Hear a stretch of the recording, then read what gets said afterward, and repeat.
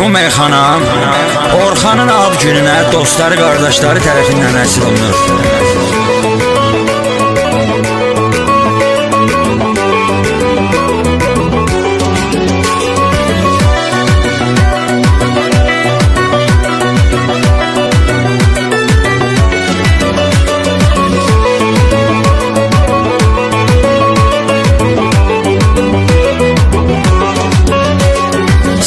Gözəl günün səbəbkarsan, hər an doğmalarla ürək yarsan.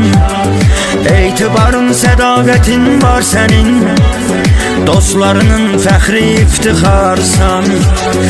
Etibarın, sədaqətin var sənin, dostlarının fəxri iftixarsan.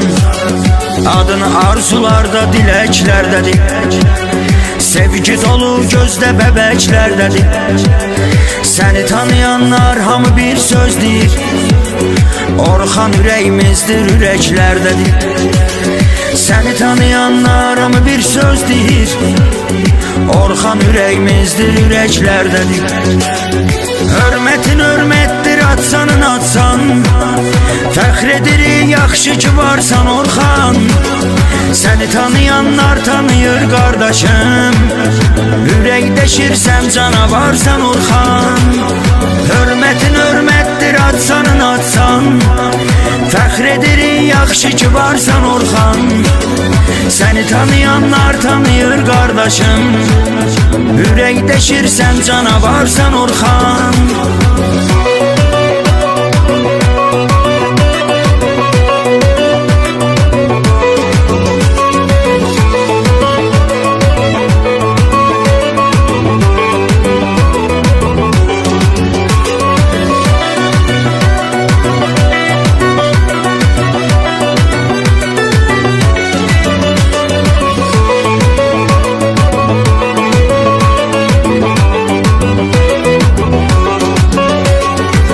Sənə heç vaxtı dəyməsin nəzər, çox gözəl ömür eyləmisən mötəbər.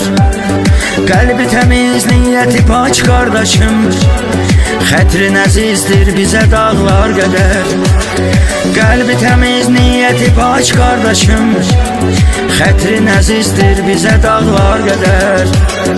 Hamiyə yoldaşlıq edən olursan, qəlbinə sirdaşlıq edən olsan, yaxşı əməl sahibisən həyatda, qardaşa qardaşlıq edən olursan.